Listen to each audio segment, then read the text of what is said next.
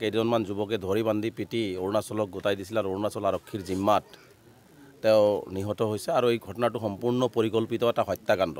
আমি অভিযোগ উত্থাপন কৰিছোঁ যে এই ঘটনাটো সম্পূৰ্ণ ইয়াত স্থানীয় কিছুমান মানুহ আৰু লখিমপুৰ অৰুণাচলৰ আৰক্ষী সম্পূৰ্ণভাৱে জড়িত হৈ ছাইদুল ইছলামক কৰিছে আৰু এই কাৰ্যটোক আমি তীব্ৰভাৱে নিন্দা কৰিছোঁ, গৰিহণা দিছোঁ। আচলতে দেখিছোঁ যে অসমৰ মানুহ যেতিয়াই মেঘালয় হওক অৰুণাচল হওক য'তেই কাম কৰিব যায় বা অৰুণাচলত বা মেঘালয়ত কাম কৰিব যোৱা সময়ত অসমৰ মানুহৰ কোনো নিৰাপত্তা নাথাকে। প্ৰতি মাহেই দেখিছোঁ যে অৰুণাচলত এটাৰ পিছত এটা হত্যাকাণ্ড, এটাৰ পিছত এটা মাৰপিট অসমৰ মানুহক কৰা হৈ আছে। আচলতে অসম চৰকাৰক আমি তীব্ৰভাৱে নিন্দা কৰিছোঁ যে অসম চৰকাৰে এই কথাটোত অলপ গুৰুত্ব প্ৰদান কৰিব লাগিছিল। যি অৰুণাচলে অসমৰ উশাহ নল'লে তেওঁলোকে চলিব নোৱাৰিব, সেই অৰুণাচলত অসমীয়া ৰাইজক যেতিয়া অত্যাচাৰ কৰে হত্যা কৰে তাৰপিছতো অসম চৰকাৰে নীৰৱ ভূমিকা পালন কৰে, তাৰমানে বুজা গৈছে যে অৰুণাচলৰ ওচৰত অসম চৰকাৰে আঁঠু লৈছে। সেইকাৰণে মুখ্যমন্ত্ৰী হিমন্ত বিশ্ব শৰ্মা ডাঙৰীয়াক আমি আহ্বান জনাইছোঁ যে আপুনি ইমান দম্ভ মাৰে, ইমান ডাঙৰ ডাঙৰ কথা কয়, কিয় অৰুণাচলত অসমীয়া মানুহৰ নিৰাপত্তা আপুনি সুনিশ্চিত কৰিব পৰা নাই? গতিকে আপুনি সম্পূৰ্ণ বিফল হৈছে। গতিকে মই মুখ্যমন্ত্ৰী ডাঙৰীয়াক পুনৰবাৰ আহ্বান জনাইছোঁ যে অসমৰ মানুহৰ নিৰাপত্তা সুনিশ্চিত কৰাৰ ব্যৱস্থা অৰুণাচলত কৰক।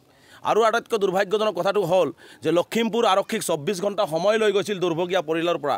ইয়াত স্থানীয় কেইজনমান যুৱকে মাৰপিট কৰি CCTV ফুটেজত তেওঁলোকৰ ছবি দেখাই হৈছে, FIR-ত নাম দিছে। আজি 4 দিন উকলি যোৱাৰ পিছত লখিমপুৰৰ আৰক্ষী অধীক্ষকগৰাকীয়ে সেই দোষীসকলক কৰায়ত্ব কৰিব পৰা নাই নে? আচলতে এই দোষীসকলক আচলতে লখিমপুৰ আৰক্ষীয়ে পোহপাল দি ৰাখিছে নেকি? লখিমপুৰ আৰক্ষীৰ ইমান সোপাঢিলা নীতি কিয়?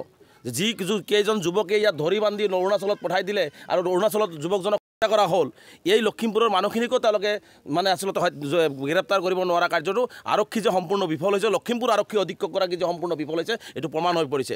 গতিকে আমি স্পষ্টকৈ জনাইছোঁ অৰুণাচলত থকা অসমৰ প্ৰতিজন নাগৰিকৰ নিৰাপত্তা সুনিশ্চিত হ'ব লাগিব, অসম চৰকাৰে সুনিশ্চিত কৰিব লাগিব।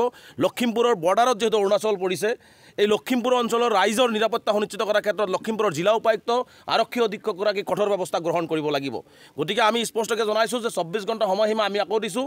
আমাৰ কালি আমচুৰ কেন্দ্ৰীয় সমিতিৰ এটা টীম অৰুণাচলত যাব। অৰুণাচলৰ এই কিমিং জিলাৰ যিখন আছে সেই জিলাৰ তেওঁলোকে কথা পাতিব, জিলা উপায়ুক্তৰ লগত কথা পাতি এটা ন্যায়িক তদন্ত বিচাৰিব। অৰুণাচলৰ ফালৰ পৰাও অসম চৰকাৰৰ ফালৰ পৰা আমি এটা ন্যায়িক তদন্ত বিচাৰিছোঁ আৰু এই দুৰ্ভগীয়া পৰিয়ালটো যাতে এটা উপযুক্ত ক্ষতিপূৰণ পায় তাৰ কাৰণে যাৱতীয় ব্যৱস্থা গ্ৰহণ কৰাৰ দাবী আমি উত্থাপন কৰিম।